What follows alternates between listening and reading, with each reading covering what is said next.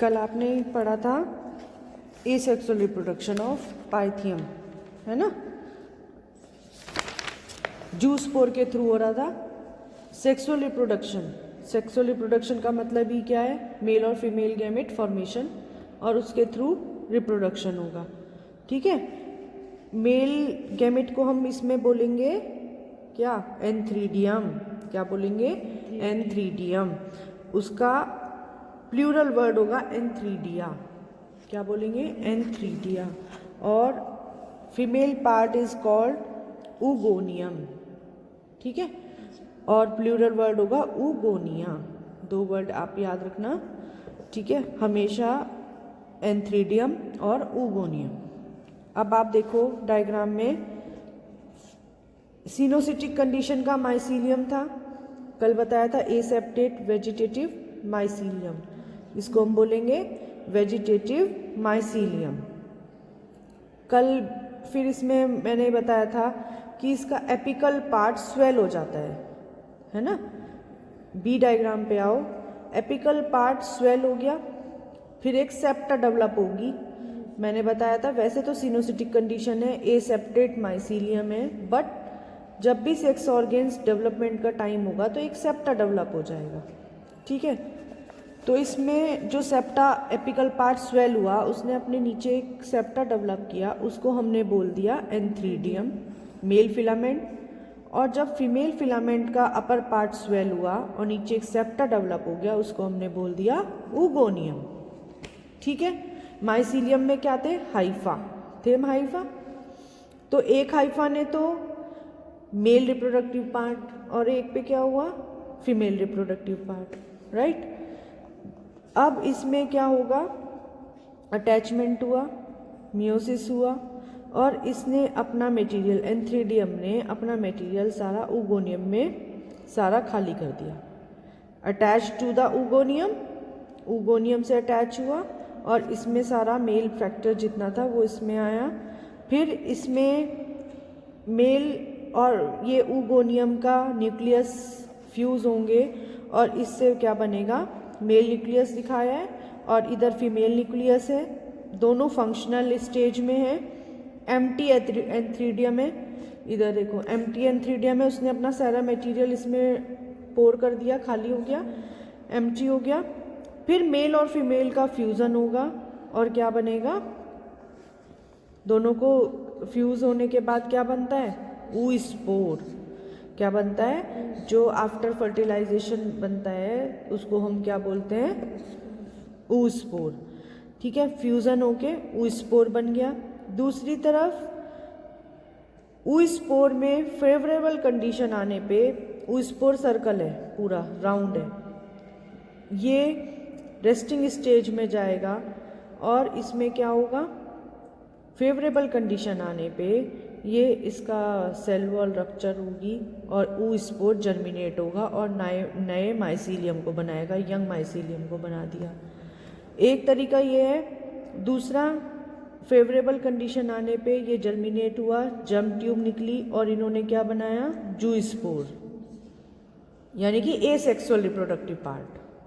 पहले जूस्पोर बने, जो कल एसेक्सुअल रिप्रोडक्शन में बताया था, जूस्पोर बने, वो बाहर मैंने देखो बोर्ड पे भी ड्रॉ कर रखा है, उसमें वेसिकल बनी थी, है ना। वेसिकल में जूस्पोर मूव होकर आ गए थे, फिर उसमें वेसिकल पे प्रेशर आया था, वेसिकल रप्चर हुई थी, जूस्पोर्स बाहर थे और जूस्पोर में अपने फ्लैजिला उन्होंने लिबरेट कर दिए थे, सर्कल हो गया था, इंसिस्टेड कंडीशन आई थी। क्योंकि इस डायग्राम के बीच में तो हम 4 डायग्राम और बना सकते हैं दोनों के। फिर germination of zoospores takes place and then new vegetative mycelium is produced, right. तो ये इसमें सेक्सुअल रिप्रोडक्शन में हम यही सब बताएंगे। देखो एंथ्रीडियम के बारे में बताया, एंथ्रीडियम क्या होता है, antheridium is formed at the tip of the letter side of the hypha, right. They arise either as branches of the stalk of oogonium और ऑन सेपरेट हाइफा, यही तो बताया हमने डायग्राम में। And the region of the hypha design to form antheridium become club shaped, गुंबद देखिए है ना, गुंबद आकार को हम क्या बोलते हैं, club shaped. The young antheridium is separated from the rest of the Haifa. कैसे सेपरेट हुआ नीचे वाले हाइफा से, by the formation of a transfer septum. Single unit को हम क्या बोलते हैं, सेप्टा की, सेप्टम, है ना। The young antheridium is somewhat elongated और club shaped and multinucleate structure, but at maturity all except one nucleus degenerate. ठीक है। ऊगोनियम, ऊगोनियम भी ऐसे ही बना, हाइफा के अपर साइड स्वेल हुआ। The oogonium is generated terminal ovoid और spherical with smooth wall tapetate wall, papillate है ना, पेपिला बने। सर इतना स्वेल हुआ है तो इसको हमने क्या बोला, पेपिला।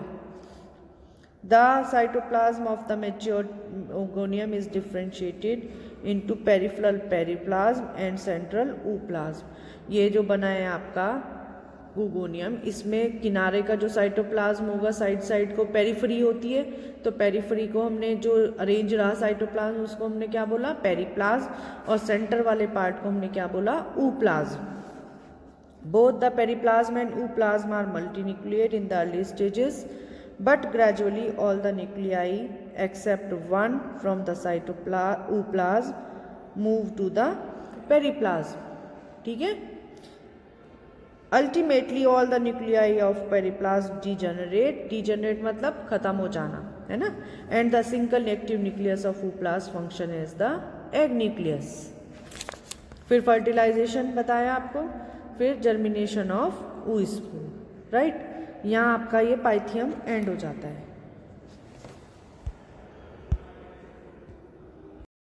अब जैसे पाइथियम में हमने पढ़ा, सबसे पहले हमने क्या पढ़ा था इसमें, इसका इंट्रोडक्शन फैमिली का हल्का सा, है ना। फिर इसमें हमने पढ़ा पाइथियम के बारे में, इसकी सिस्टमेटिक पोजीशन। तो आप जो भी फंजाई कभी भी पढ़ोगे, जितना भी आपके कोर्स में अभी है सिलेबस में, तो सबका सिस्टमेटिक पोजीशन आपको याद होना चाहिए। फिर उसका इंट्रोडक्टिव पार्ट कि उसका हैबिटेट क्या है, कहाँ वो रहते हैं, ठीक है।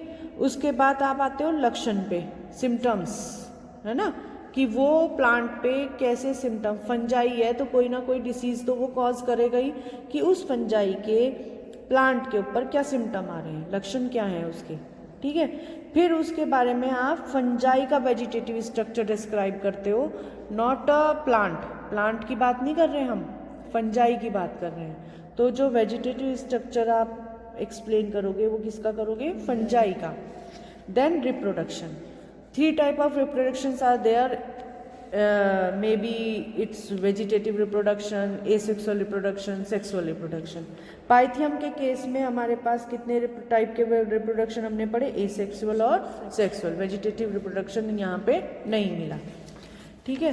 तो दोनों रिप्रोडक्शन आप एक्सप्लेन करोगे विद अ डायग्राम, और ये वाला जो डायग्राम है, डिफरेंट स्टेजेस ऑफ डायग्राम आप ड्रॉ करते हो, और आप इसको कलर्ड पेन से डायग्राम ड्रॉ करोगे, सेम यही सर्कुलर फॉर्म में कि एक के बाद एक कौन सी स्टेजेस आती हैं, वो मैंने एक्सप्लेन किया, वो आप ड्रॉ करोगे। कोई भी डाउट है तो आप मुझसे अभी भी पूछ सकते हो।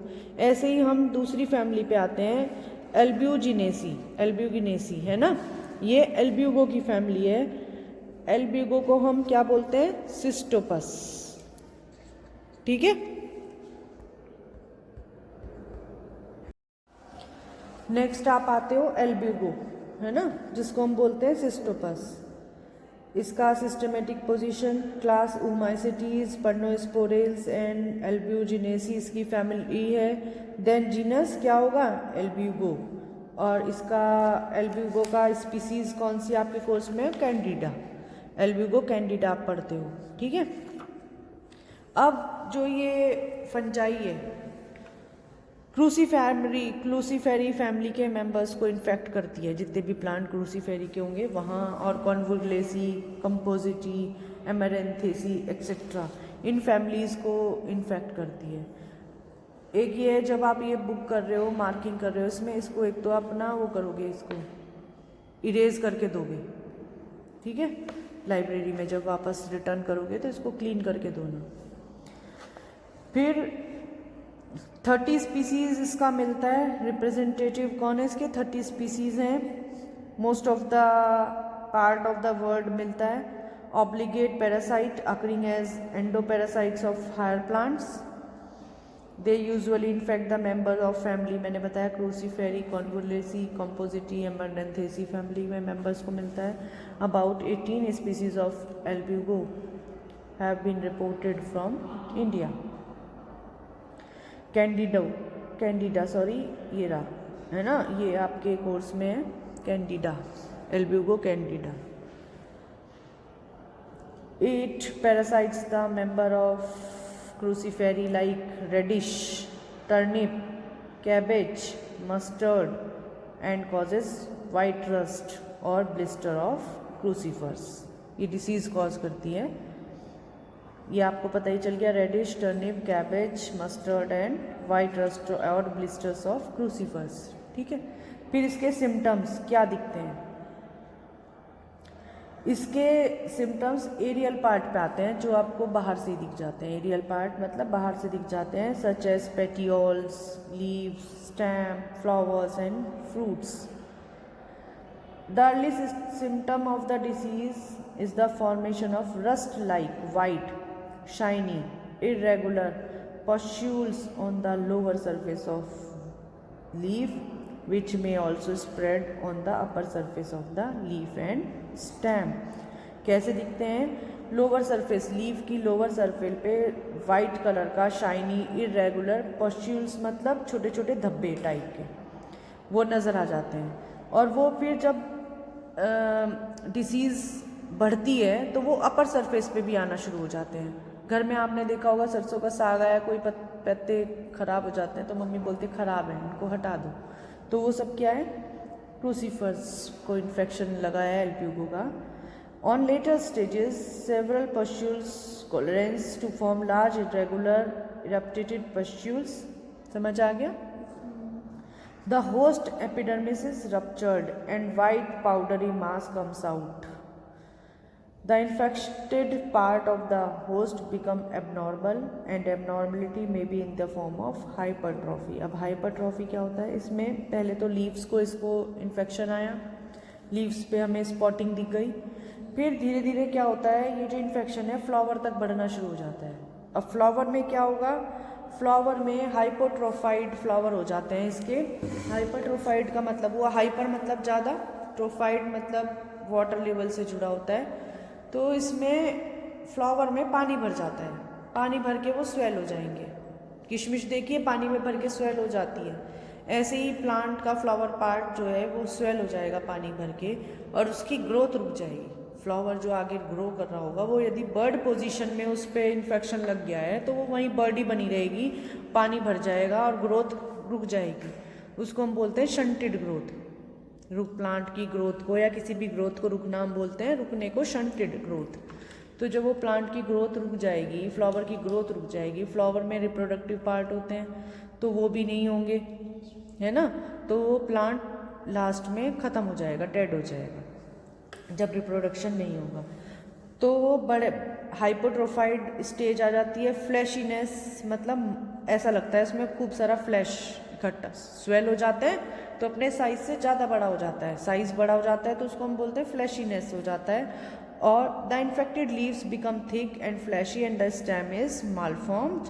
The floral part are also malformed beyond recognition. The sepals, petals, stamens, carpels are converted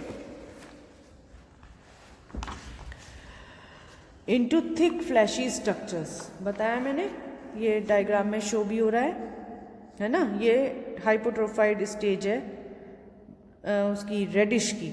रेफिनस sativus किसका नाम होता है? रेडिश का। द इन्फेक्टेड फ्लावर दस बिकम स्ट्राइल। स्ट्राइल मतलब फर्टाइल होता है कि स्ट्राइल होता है, उपजाऊ, और ये बांझ जिसको ये इसमें रिप्रोडक्शन होगा ही नहीं। स्ट्राइल हो जाते हैं flower. All fleshy tissues of the host are hypertrophied and growth of the entire plant is stunted. आया समझ?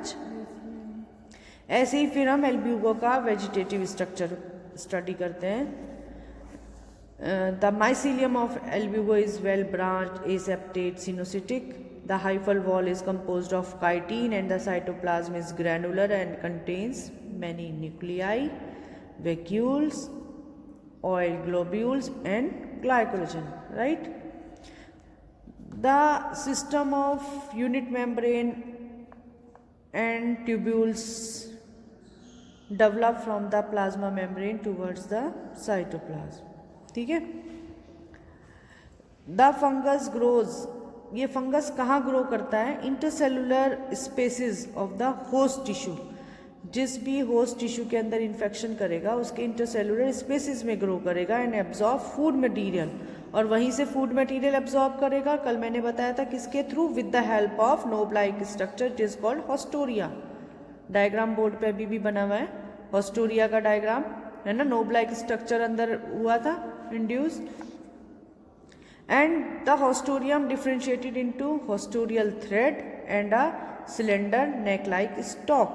हॉस्टोरिया के दो पार्ट है, आगे स्वेलन पार्ट है, पीछे का नेक लाइक स्ट्रक्चर है, उसको हमने स्टॉक बोल दिया, और ऊपर का जो मोटा पार्ट है नोब लाइक है उसको हमने बोल दिया हॉस्टोरियल हेड. ठीक है. In the hostorial head, the cytoplasm is dense and packed with mitochondria, ribosome, endoplasmic reticulum and the lipids inclusion, but nuclei are however absent. इसमें nuclei absent रहता है. The base of the hostorium is surrounded by a collar-like sheet, which is an extension of the host cell wall, है ना. And the hostorium is separated from the host plasma membrane by the encapsulation. Capsule बन जाता है, चारों तरफ की layer को क्या बोलते हैं? Capsule, made up of extra haustorial matrix. अब आप सोचते हो वेजिटेटिव स्ट्रक्चर आप कर रहे हो, तो इसमें वेजिटेटिव स्ट्रक्चर में जहाँ से हमारा हॉस्टोरिया शुरू हुआ है, तो 2.5 मार्क का एक क्वेश्चन आता है, तो उसमें हॉस्टोरिया के ऊपर भी शॉर्ट नोट लिखा लेते हैं. ठीक है. तो वो आप कहोगे मैडम बुक में तो हॉस्टोरिया का अलग से शॉर्ट नोट था ही नहीं, हमने कहाँ से पढ़ा? तो वेजिटेटिव स्ट्रक्चर में आपने देखा हॉस्टोरिया आया, तो यहाँ से आप हॉस्टोरिया के ऊपर शॉर्ट नोट भी रेडी कर सकते हो. इसके बारे में आप एल्ब्यूगो आता है वेजिटेटिव स्ट्रक्चर, तो उसमें भी आप हॉस्टोरिया बताओगे. अलग से आ जाता है तो वहाँ भी आप हॉस्टोरिया को एक्सप्लेन करोगे और उसका डायग्राम बनाओगे. ठीक है. बहुत इंपॉर्टेंट है और आता भी है. 2 या 2.5 नंबर का जो भी क्वेश्चन आता है उसमें इसको शॉर्ट नोट की तरह पूछ लेते हैं. ठीक है.